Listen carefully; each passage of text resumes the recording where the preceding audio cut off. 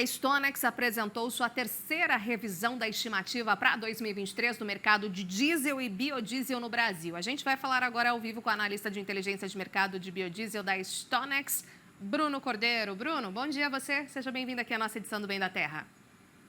Bom dia, Renata. Bom dia a todos que nos assistem. Eu que agradeço pelo convite. Bom, esses dados da terceira revisão foram bastante interessantes, né? Mostrou ali alguns países da OPEP+, por exemplo, a Arábia Saudita, que já tem ali uma articulação de diminuir a sua produção, bem como outros também. Com esse cenário aí de queda, por exemplo, de petróleo, né? O que a gente tem em relação aos preços do diesel, né? Como é que está o caminho dele?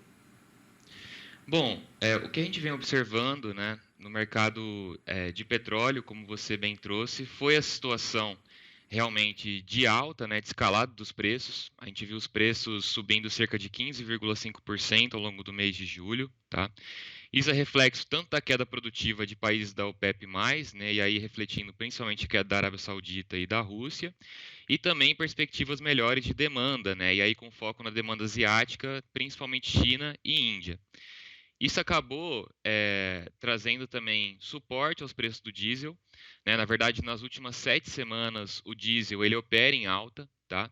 Então, é um fator que realmente trouxe aí uma escalada muito expressiva dos preços, né? Em meio a tanta situação do mercado de petróleo, como também aos receios relacionados aos estoques de diesel, tanto nos Estados Unidos quanto na Europa, tá? Então, no mês de julho, a gente viu uma alta próxima a 25% ali, no contrato mais ativo comercializado de diesel, né, que é o LSD New Harbor, e isso permitiu realmente uma certa pressão, né, no mercado brasileiro por essa escalada nos preços. No entanto, a gente não viu o mercado brasileiro seguindo essa alta, né?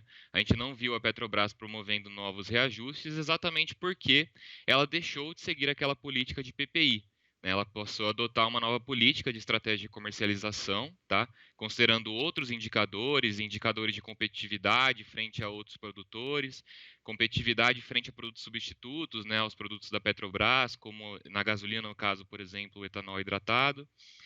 Então a gente vê uma situação em que os preços eles seguem crescendo no mercado internacional, mas no Brasil os preços eles se mantêm relativamente estáveis. Então, de alguma maneira, esse descolamento do mercado internacional ajudou bastante a questão de trazer um equilíbrio melhor para o mercado brasileiro de diesel, na sua avaliação.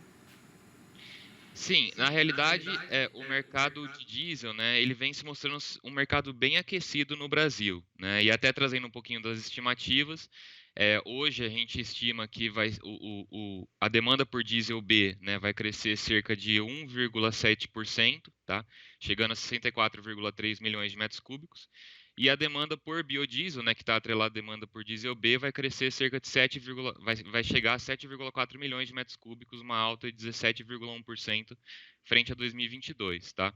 Isso se dá por fatores, sim, de maior atratividade dos preços, né, no comparativo com o ano passado, mas tem outros fatores mais interessantes, tá, que tem maior peso sobre essa projeção nossa. No caso, se dá na melhoria, né, da perspectiva do PIB, tá? Então, a gente vê que as melhores projeções do PIB e também, né, as melhores atividades econômicas de fato ocorrendo no país geraram essa perspectiva de aumento da demanda e também a situação das safras, né? E aí eu destaco tanto a safra de soja quanto a safra de milho, que seguem crescendo aí a patamares recordes, né?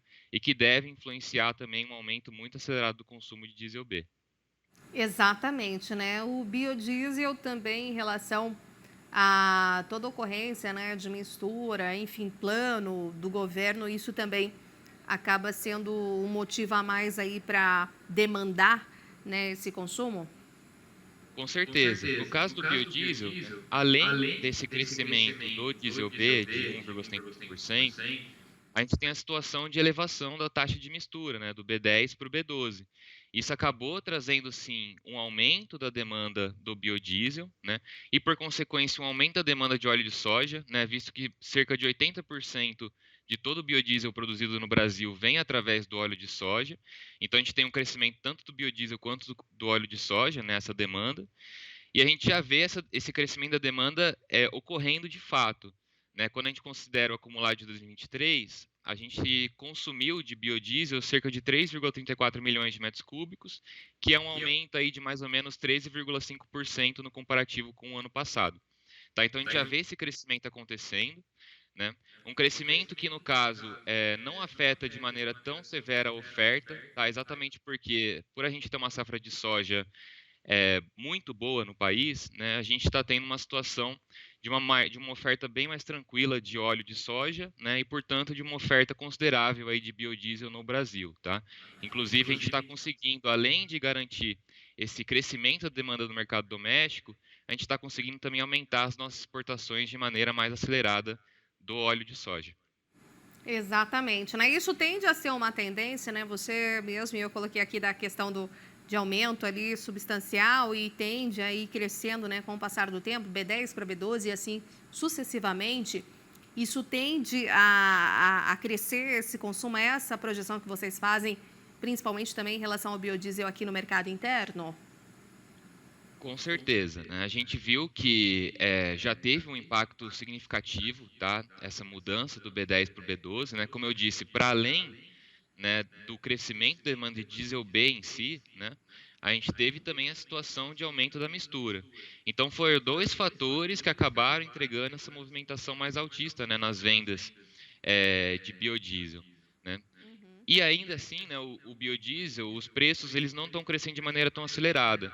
Né? Quando a gente olha para o mercado de óleo de soja, como eu falei, né, é importante a gente entender o mercado de óleo de soja para compreender também a movimentação dos preços de biodiesel no Brasil. A gente vê que em Chicago, ao longo do mês de julho, né, na Bolsa de Chicago, os preços do óleo de soja cresceram mais ou menos 34%.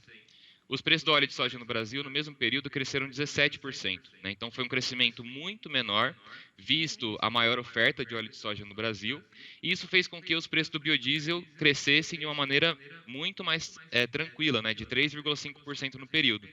Então, a gente teve uma situação em que, apesar da elevação do consumo, né, do biodiesel, uma elevação acelerada, né, a gente teve uma situação de estabilidade dos preços. Tá? Então, não só no diesel a gente teve a situação de estabilidade nos preços, né, como também no biodiesel, que também ajudou a acelerar a demanda pelo derivado ao longo do período, né, acumulado aí de 2023. Excelente. Obrigada, viu, Bruno, sempre pela atualização, pelo cenário aí, principalmente do diesel e biodiesel, né, ao qual estamos intrinsecamente aí ligados, o biodiesel principalmente. Até uma próxima oportunidade. Excelente dia a você. Eu que agradeço, desejo uma ótima semana. Obrigada, igualmente.